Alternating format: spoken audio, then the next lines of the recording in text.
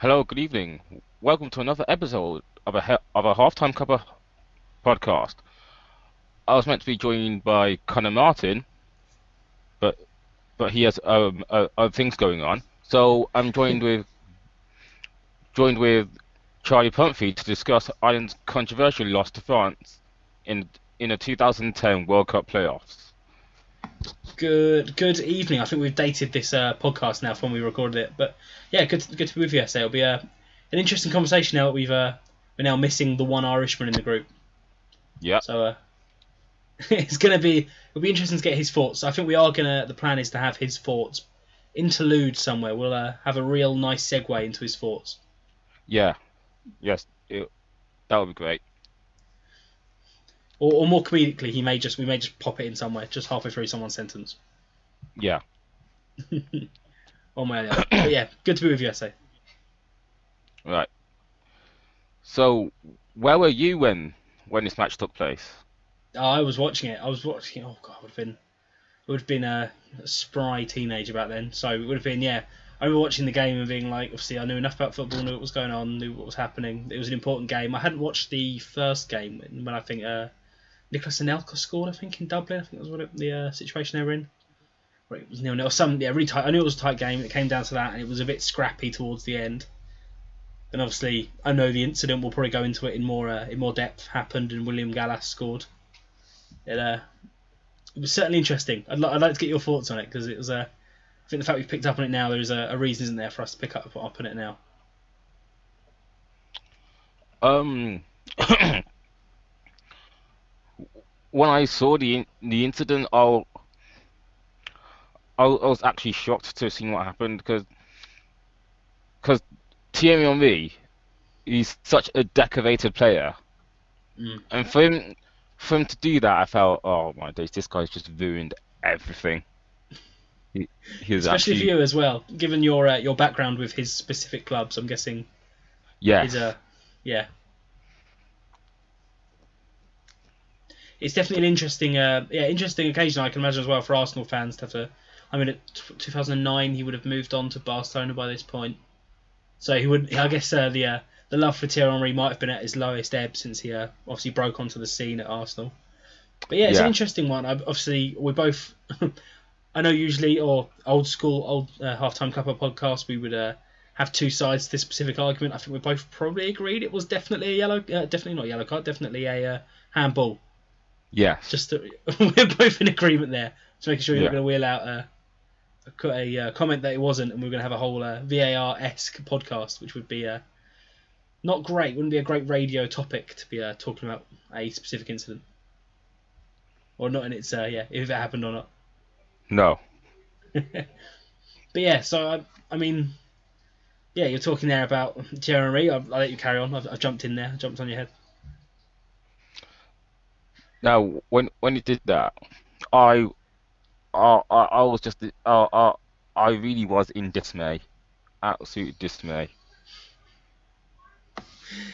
Yeah, it's one of those moments I think that went on to define the sport. To be honest, because I mean, you can maybe say that the correlation between what changed after wasn't necessarily caused by what Thierry Henry did, but I think now we're in a situation where that goal wouldn't have stood 10 years later. Where I think if it had happened now, I Yeah, mean, what do you think? Do you think it would have stood now with VAR in place? Was it clear and de obvious? definitely not. If it had existed 10 years ago, that goal would not have stood, and maybe it would have gone to penalties, and who knows who would have won from the spot. Yeah, I think the Irish would have given him a game. Well, they definitely were giving him a game at the time, and yeah, I think maybe that's obviously the incident itself is what it is, and there's not a lot that can be said other than I mean, there's a whole doing a bit of research ahead of this podcast, and it was your idea that the Irish seem to have taken or the Irish FA seem to have taken a little bit of a payment, or were asked to stay quiet for $5 million, is what I've seen written. That they were given a loan to build a stadium, but that loan was mysteriously written off after they failed to qualify for the World Cup that year. Which, Oh, so that's how huge it was, wasn't it? exactly, yeah, that's what came out afterwards, and like I say as well, what it changed in the game as well is that it really did shine a spotlight that FIFA there were some payments in FIFA that were for things they shouldn't have been for, and I think obviously that comment was made before by the fact the Germans had then after said they came out and they'd given incentives to certain people to vote for them. And this is that's a whole other conversation about bribery at FIFA. I think it's been done pretty well, that one. Yeah, but of course that's another conversation for another day, isn't it? Yeah, that can be the sequel to this podcast. Probably. We can revisit that one. But upon reading into it, um, there was one instance where Ireland asked FIFA for the game to be replayed. Mm. Played now. Do you think that could have happened had the France goal been chalked off? I don't think you could have done that. I don't think you could have. I think if it had been replayed, the problem is you would have had a situation where it's so difficult because there's no precedent for it. There's no time where that's happened before with those specific circumstances. I think, to be honest, the Irish kind of accepted that, okay, we've been really hard done by here. I mean, they went and qualified for the Euros at the next competition and did fairly well from memory, actually, in that one. And there was definitely, yeah, I mean, the conversations it created were really big. But like you said, I don't think FIFA ever would have, especially against one of their premier nations, against France. If it had been the other way around, there's a conversation about whether if Robbie Keane had handled the ball in Dublin, whether there had been if it had been flipped on its head, whether there would have been a replay. But no, I can't see FIFA making a decision that big. I don't know what your opinion. Do you reckon would you have replayed the game completely? Um, it's a difficult one, isn't it? Yeah, definitely. Would I have replayed the game? Look, under fairness, I probably would have, and I believe Thierry Henry said the same thing, didn't he? Yeah, he speaks about it now with a slightly wry smile, doesn't he? Sort of he knows what he did probably wasn't right, but I'm going to be honest. I think I don't know if you'd agree with me. I think if I was playing for England and it was then or well, now or never to get England into a World Cup, I think I wouldn't have had too many issues with doing it. I mean, another similar situation. You've got Luis Suarez, haven't you, in that World Cup? In fact, less than a year later, he would become Oh yeah. goalkeeper for a second. I think it's Oh probably my days. and then he would save it, and then Asamoah Gyan would miss the penalty, and then Uruguay would go on to beat Ghana. That, I think, if anything, I mean, Luis Suarez was sent off, and Ghana were given the opportunity to score the penalty and go through. But I mean, it's so difficult in that situation there to say with any sort of if you lose a game by a bad decision. I mean, the fact is a handball is quite and it was quite an egregious decision was bad. But the problem is if we get into that landscape of well, there was one bad decision which led to a goal, we're going to have to replay the entire fixture. We'd be replaying a lot of fixtures, I say. We'd be replaying a percentage of fixtures, which there's already talk about VAR taking too long. I'd rather spend 2 minutes and get it right than spend 90 minutes to have to do it again. Yeah, I think that. Yeah, you want to win there. I think we've dealt with the problem. I don't know. I mean, we can evolve this into a bit more of a conversation about VAR if you like, and where refereeing has gone since. I mean, even again the 2010 World Cup, which now I think about it was really marred by poor officiating, in the same way that South Korea and Japan in 2002 was. Yeah, I mean we'll That remember the Lampard goal. well, exactly that sparked, and as much as it hurts as an England fan because if that goal had been allowed, the game would have been level, and then Jermaine Defoe had an offside call that was wrong as well. That VAR probably would have gotten right, which led to a goal. It's the things it spawned. It spawned goal line technology. You saw it really speed up in the years after. That it was taken very quickly from, okay, we kind of do it. I mean, do we want goal line technology? Is that taking away from the game to, okay, we've got goal line technology. Okay, we've got VAR, and I think the game is moving even more in that direction now, as it is a global brand, and there are. I mean, every other major sport, has that sort of officiating now. Yeah, because you have to get decisions right because of the amount of money. like cricket has like DRS, rugby, TMO, even athletics. They have what's their technology thing called? I don't know. I don't know. I don't But know. I'm not an athletics aficionado. but yeah,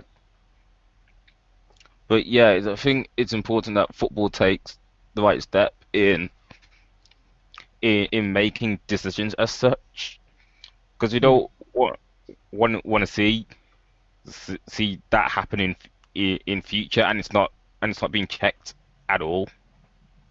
Absolutely. Well, I think we live in a world now where, I mean, even back then, where people knew that decision was wrong. It wasn't like football 30 years ago.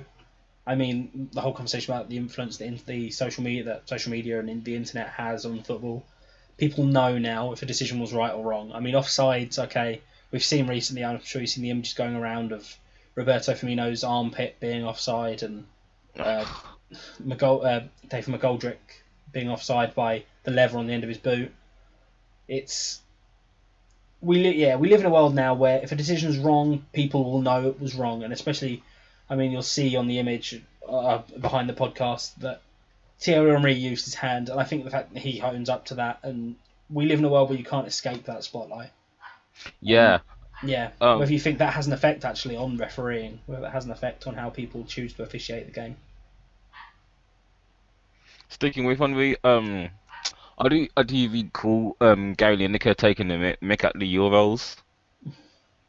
You said like something along the lines of, you've got to hand it to them."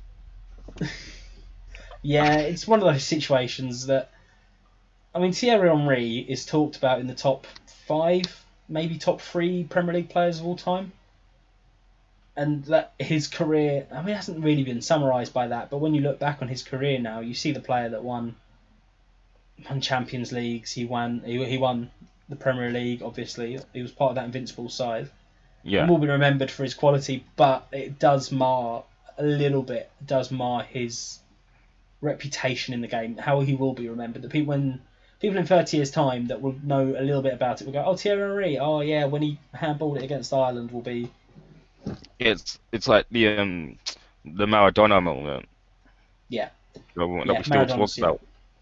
That happened over like 30 years ago. We still talk about it. And This is the thing, like our generate with the younger generation, and you ask kids now. Like I say, you go, "Oh, who's Maradona? Oh, was he the guy, the hand of God guy? He was the guy that handballed." And they won't talk about that exact game. They won't talk about his second goal that he scored in that exact game where he went around the entire England team and made everyone look silly.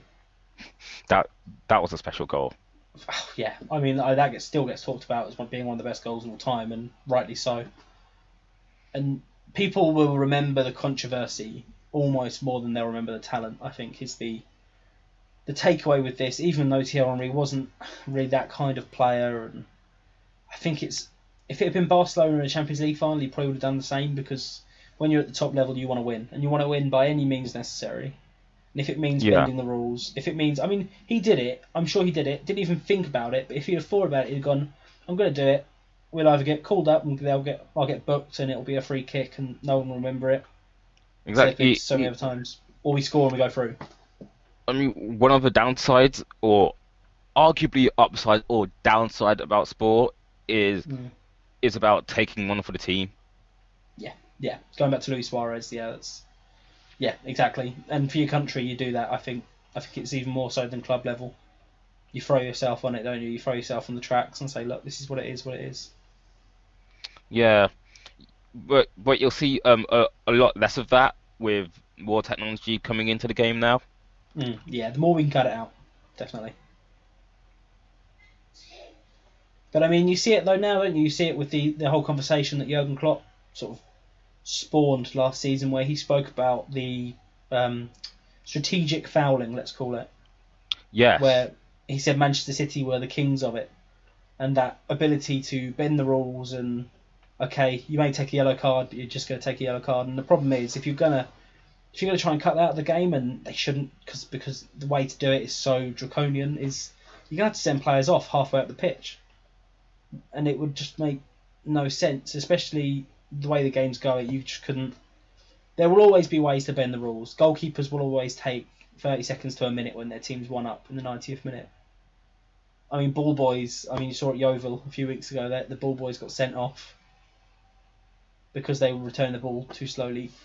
Players and everyone involved with a team want that team to win, and it's going to happen anyway necessary. And it may not be fair, but there are so many other things that aren't fair, and people have to just live with it. Whereas we live in a world where if a professional footballer doesn't win a Champions League, he can go back and win it the next year. I mean, you look at Liverpool, the Karius goal the goal where Karius threw it at Karim Benzema, and everyone thought that was a bit of an injustice.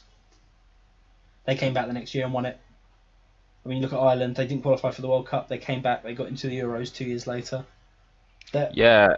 Football has its way of working itself out. But yeah, I'd be interested to get your thoughts on it. Yeah, I remember the reaction from that moment. I think.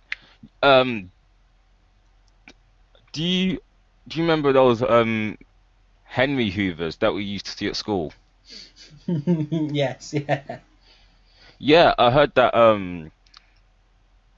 that Ireland fans were like destroying them. Because imagine seeing a smiling Henry like just like grinning at you like nah. As an Irishman, you'd just be like nah. Destroying their Henrys.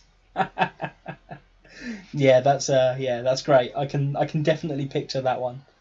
But football fans, yeah, football goes above and beyond, doesn't it? Other sports and goes above and beyond other things, and it makes people do very funny things, for better or for worse. But Uh, yeah, I think that's yeah. I think we've probably yeah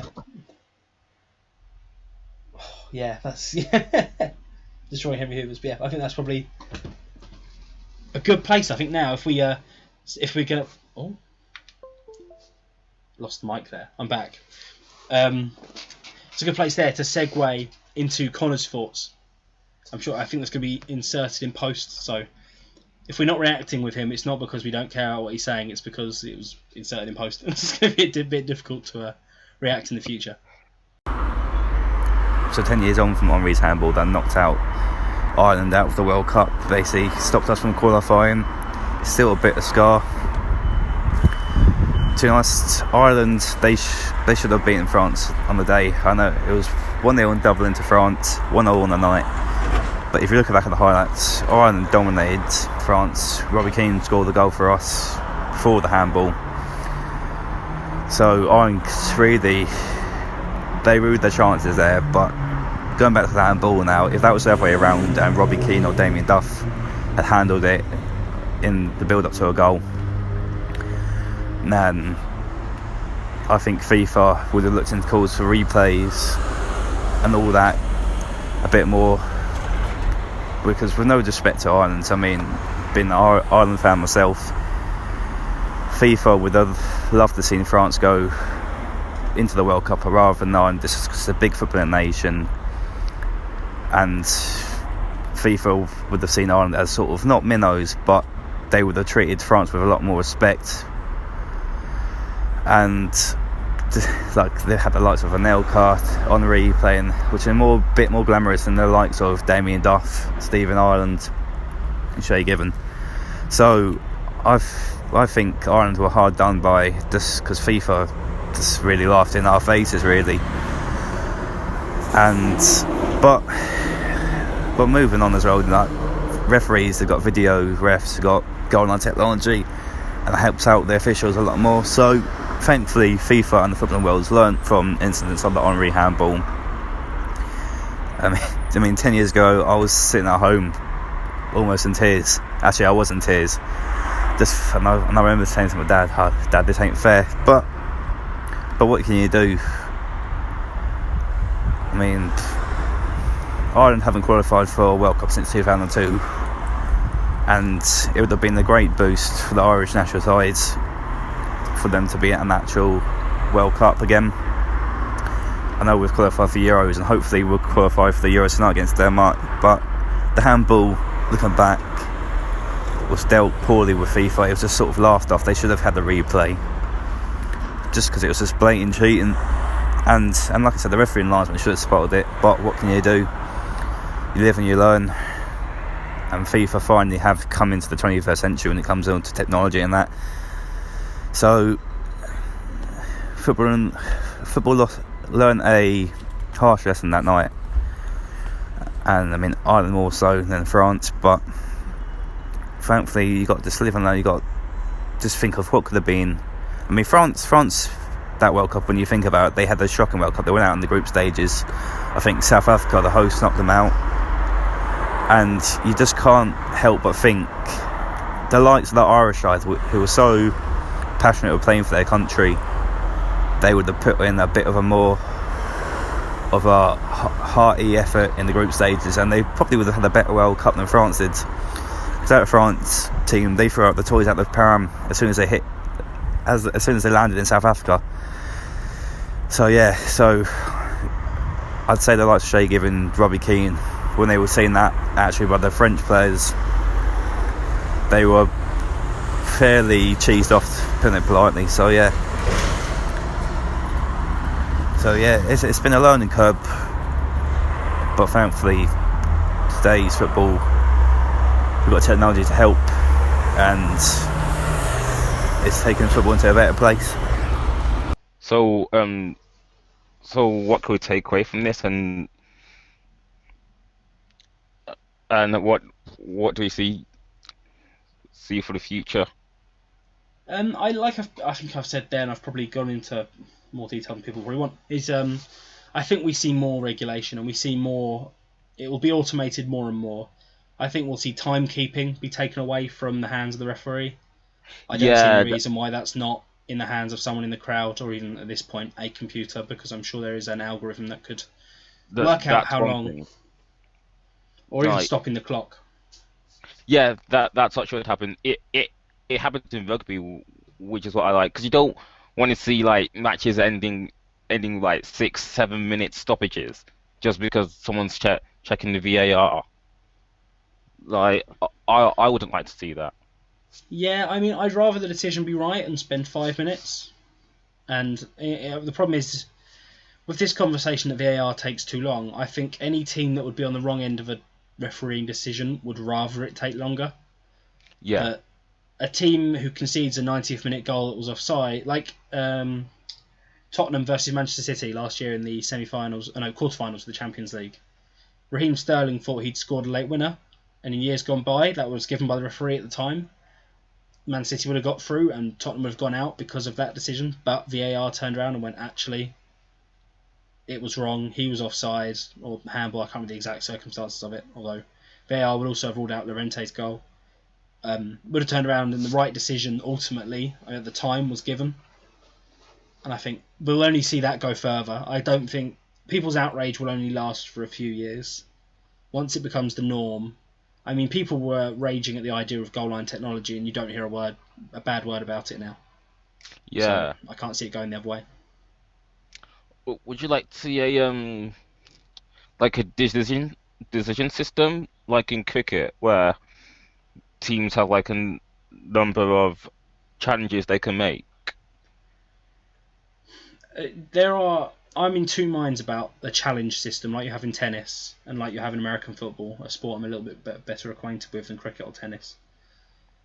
My only issue with the challenge system is that I worry it would be used in the wrong places, and I worry that people would use it wrongly, and they'd use it to time waste, and they'd use it for decisions that don't need to be challenged. That you can see it happen with a team would score a goal and a team would just challenge it for the sake of challenging it, and we would just end up having more VAR where you don't need more VAR, because I think where we are now with VAR is that it's being introduced gradually, and I think that's why this clear and obvious term keeps being used and has been inserted purposely in the Premier League rules, because it gives them an easy out.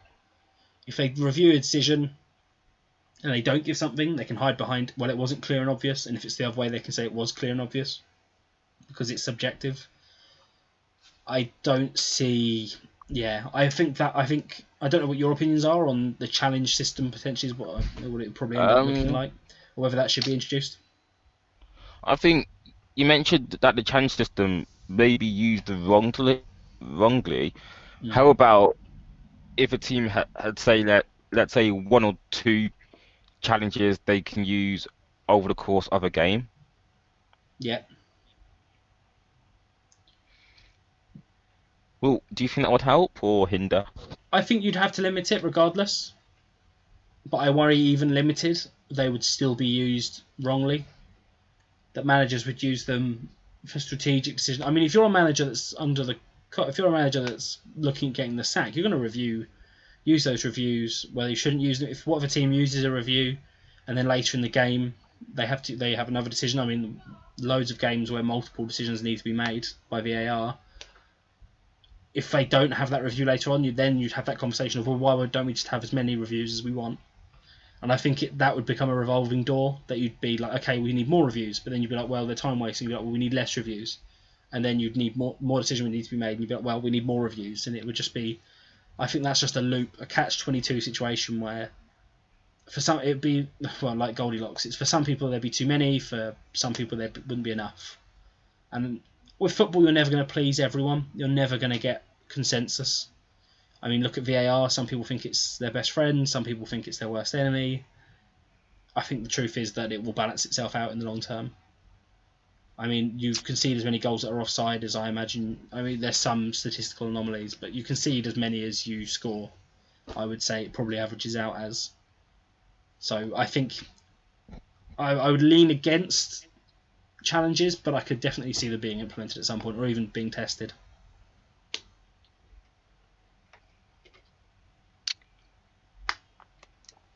Okay. I think we've covered every basis of it now. So I'm gonna end it here and say that it's been an interesting conversation to have, Yes, and definitely. and we're happy that technology has made its way into the game, and we can only see it improving as time goes by, can't we? For sure. Yeah, 100% agree. I'm sure. I'd love to hear. I mean, I'm sure we've heard Connor's comments, hopefully. If not, we haven't. Um, I'm sure if you've got a different opinion, please feel free to drop it on our socials or at halftime_cuppa, or drop it in the comments below the post if you're reading this on the site, or in the comments of the YouTube video. Just we really want to. I think this is something that is gonna keep being an issue, and refereeing will always be an issue. But yeah, definitely would love to hear more opinions on it. Right, and now I'm gonna pass the questions off to the public. So, what are your thoughts on that moment? Where were you when it happened? If it's go back in time, what would you change? So, I've been the host, along with shout your name out and your Twitter handle. So yeah, I've been Charlie. You can find me at Charlie Pumphrey on Twitter, where I will either make football manager jokes or talk about Brighton Hove Albion. All right, and this has been an interesting podcast. We'll see you on the next one. What are we going to be talking about Oh, next? something will pop up. Something. We're in an international break to date this podcast somewhat. Something will pop up. I mean, whether it's Raheem Sterling or whether it's the Premier League, something will rear its head. Yeah, I think an interesting one will be about the Champions League being held in New York or somewhere like that. Oh, I believe. and yeah, I think another continent for the host of the Champions League. Let's line that one up. Definitely, I think we can potentially promise that one's in the pipeline. Yeah, that would be interesting to have. All right, let's wrap it up here now. All right, For and sure. Awesome. see you on the next podcast. Bye.